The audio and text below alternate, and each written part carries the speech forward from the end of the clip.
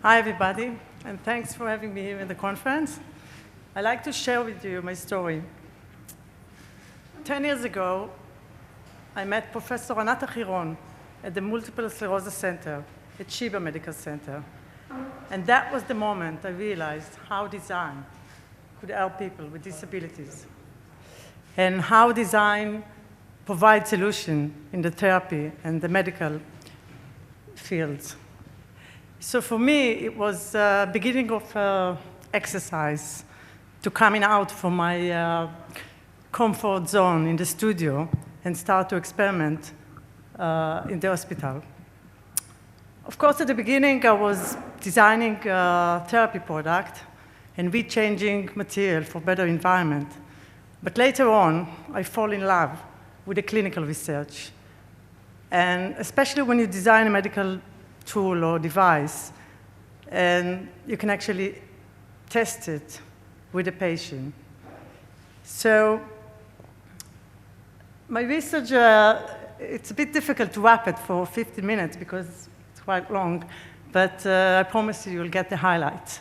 So my research includes one sensory-diagnostic tool, 2 sensory training tools, participate in 4 clinical research with multiple sclerosis patient and healthy subject, 2 articles, 1 hardware development, which I've done here in my thesis in the Technion, and last year actually finished the software development with 2 students from computer science from Bar-Ilan. And I think it's, when you work on a volume like that, it's very important to work on a team. So I like to show you the MS team where I work in Sheba.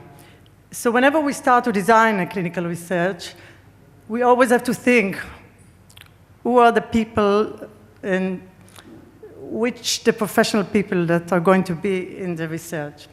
Neurology with therapists and nurses with the lab.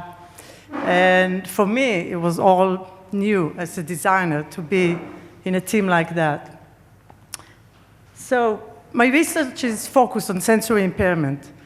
And sensory impairment occur to high prevalence of patients in many other neurological disorders, such as Parkinson, stroke, neuropathics, and multiple sclerosis, of course. But what is exactly sensory impairment? Imagine your fingers not feeling basic tasks that we're doing every day, every moment, simple things.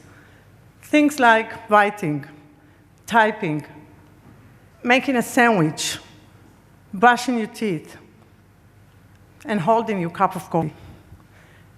And now continue to imagine that you have silicone gloves on your hands, and all you feel is a smooth surface. That is the precise feeling that people with sensory impairment are feeling every day. So just a line about multiple sclerosis, known by the name MS, the short name. So as you can see here, when the immuno attack the myelin, and when we have a missing myelin, like here, something is not working. So there's no connection with the brain and the spinal cord. And it's just like electricity damaged wire, actually. So when it's not working, we have many effects, like the way we talk, the way we walk, balance, cognitive impairment, and of course, sensory impairment. And sensory impairment is about 82% of the MS patients are actually suffering from that. So the method of the whole research is based on a principle of re-education found by Dillon in 1978. And it's used already in the clinic, the principle of re-education. And what exactly is re-education? Whenever we touch something new in our hand, object, surface, texture, shape, I have some sample here, so if we have some time, we can test it with all these shapes. And it's like we have a memory in our hand, and the brain could actually remember it. So even if we feel like in the smooth gloves that I showed you before, we can still practice and relearn new shapes and textures. So in 2 words, it's just like physiotherapy to our brain. Just like we go to the gym, just like we do our morning running, a physiotherapy and a practice could be better with the patient. So when we start the first research, of course we had to, in the clinical research, to choose a test. So I'm just showing you quickly 4 tests that we decided which one to choose for the research, because we always have to compare and measure in time. So these are 2 motoric tests, which are already in the clinic for such a long time, the FDT and the 9-holes. And these are the 2 sensory ones, which check the light touch of our fingers and the 2-point discrimination. For me, it was actually to start to build a kit for the patient to go and practice for 3 weeks by a strict protocol, and to see if there is any different after the 3 weeks. So when they actually came back after 3 weeks, the group of the patients that were in the research, we actually saw significant results, but only on 2 tests, only on the motoric one, not the sensory one. And I decided to observe and collect more shapes and textures.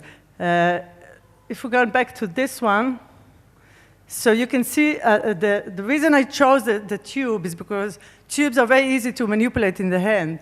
And you can see various material here, 3D printing textures, metal, wood, fabric, and here you can see that they are all in the same material, 3D printing, divided to group and families. So we have like oval with different textures, or triangle and cube. But in this research, we actually found that the MS patient had much more difficulty to recognize three-dimensional shapes. So finally, the decision was to design a tool, which is the name, and there's also an article about it, the Recent tool, which is only with 2-dimensional shapes, the most common shapes. And it's divided for 3 levels. The first level is to recognize shapes. The second one is to recognize textures. And the last one, which is the most difficult one, even for healthy subject, we found out that people that pass 40 have difficulty also to recognize shapes and specific textures. The maximum point you can get on that test is 36. Of course, you do it in both hands. And it's much more easy for the neurologist today, when you have a new patient, to actually assess and see. Because if he can't say that a circle is a circle, he knows that there is sensory impairment starting.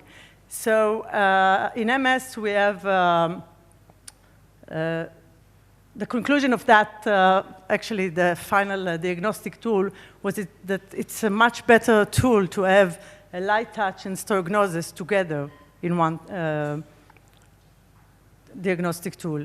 But for me, to close this all long research, was important to develop a tool that will be much more friendly for the patient to practice every day. Something that they could actually do on their own computer, on their own laptop, or even at work every day, and they could get straight feedback on that. So the digital platform is actually a platform that you can change the shapes every time, and it's the software just finished to develop now. And especially in MS, we have a lot of young people. Sometimes we have even kids on the age of 12 and 10, and the average of the disease is from 25 to 45. So a platform like that actually could give them feedback right away. So when they start working, it's just like a game. And the game, they could have, they can practice actually on shapes, they can practice on textures, and there is a game that they can practice all together. And of course, they could choose the hand, and they could just see the progressive every time they practice. So that was quickly. They're all research in 11 minutes. And